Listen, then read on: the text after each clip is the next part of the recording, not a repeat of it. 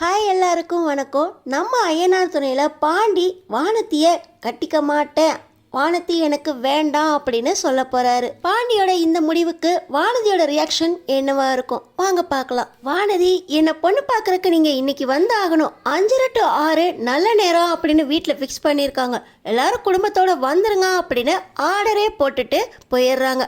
ஆனா வானதி சொன்ன எந்த ஒரு வார்த்தையுமே பாண்டியோட காதலே விழலை. காரணம், வானதி பாண்டிக்கிட்ட பேசின விதம். நிலாவை பற்றி வானதி சொன்ன ஒவ்வொரு வார்த்தையும் நம்ம பாண்டியோட காதில் ஒழிச்சிக்கிட்டே இருக்கு. நிலா பண்ணது ஃபேக் கல்யாணம் தானே, நம்மளுக்கு எதுக்கு ரூம் இல்லைன்னு அவங்க சொல்லணும்? அவங்க ரூமை காலி பண்ணிவிட்டு ஏதோ ஹாஸ்டலில் போய் தங்க சொல்லுங்க, நம்ம கல்யாணம் பண்ணிவிட்டு அந்த ரூமில் போய் இருக்கலாம் அப்படின்னு பேசுகிறாங்க. பாண்டி இப்போ தான் வானதியோட ஒவ்வொரு டைம்லையும் வானதி பேசின ஒவ்வொரு வார்த்தையும் யோசிக்கிறாரு.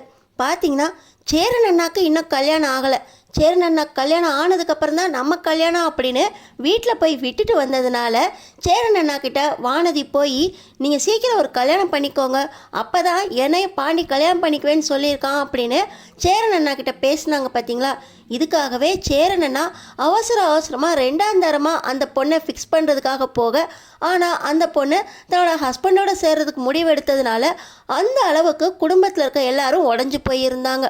இது ஒரு நினப்பில் வருது.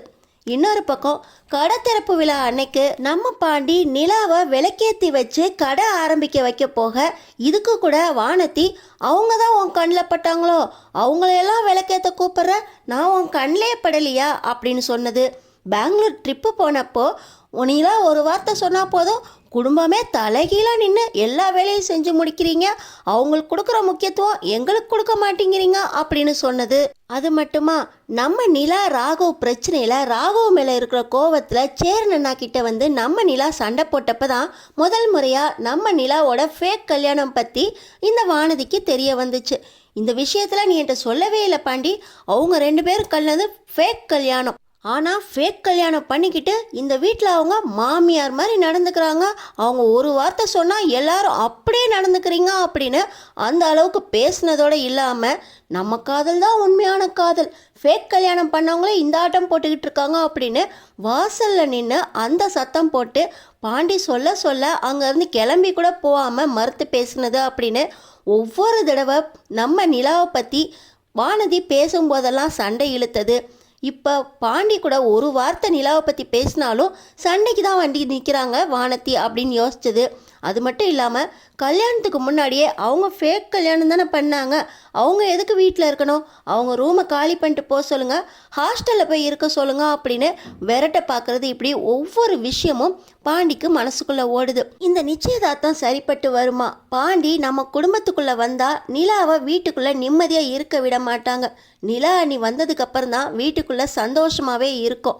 எல்லாரும் அழகா அண்ணன் தம்பியா குடும்பமாக சந்தோஷமாக இருக்கிறதுக்கு காரணமே நிலா அணி தான். இந்த வீட்டில் நம்ம உருப்படியாக குடும்பத்தோடு இருக்கோம் அப்படின்னா இந்த வீடு நம்ம கையில் கிடைச்சது, அதுக்கு முக்கிய காரணமே நிலா அண்ணி தான்.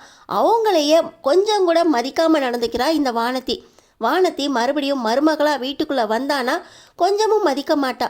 சேரன் அண்ணாக்கு கல்யாணம் நடக்கட்டும்னு சொன்னதுக்கு அவங்களுக்கு தான் சந்தா இருக்காங்கல்ல, அவங்க பார்த்துக்குவாங்க, நம்ம கல்யாணத்தை ஃபஸ்ட்டு நடத்திக்குவோம், அதுக்கப்புறம் அவங்க கல்யாணத்தை நடத்தட்டும் அப்படின்னு கொஞ்சம் கூட பொறுப்பே இல்லாமல் இருக்காளே, இவளை வீட்டுக்குள்ளே கொண்டு வரலாமா அப்படின்னு நம்ம பாண்டி யோசிக்க ஆரம்பிச்சிட்டாரு. இதுக்குள்ளே அங்கே நல்ல நேரம் 5 to 6 முடிய போகுது. அவங்க வீட்டில் பார்த்தீங்கன்னா இவன் அவளை கை கழுவி விட்டாலும் விட்டுருவான் அப்படின்னு வசந்த் வானதியை கிண்டல் பண்ண ஆரம்பிச்சிட்டாரு.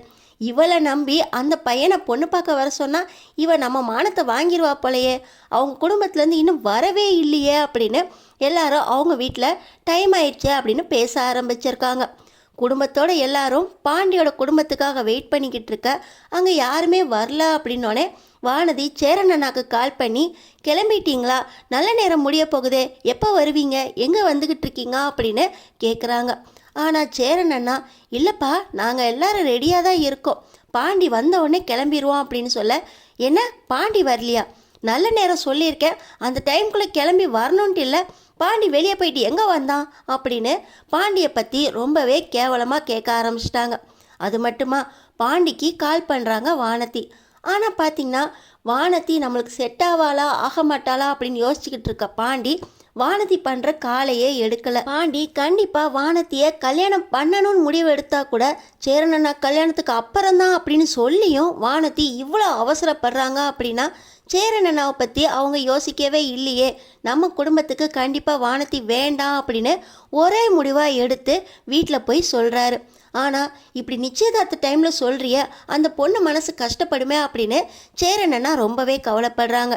இந்த நேரத்தில் தான் நிலா அண்ணி சொல்கிறாங்க, உங்களுக்கு கல்யாணம் நடந்ததுக்கப்புறம் தான் பாண்டிக்கு கல்யாணம் பண்ணணும்னு நீங்கள் ஏன் இவ்வளோ அவசரப்படுறாங்க?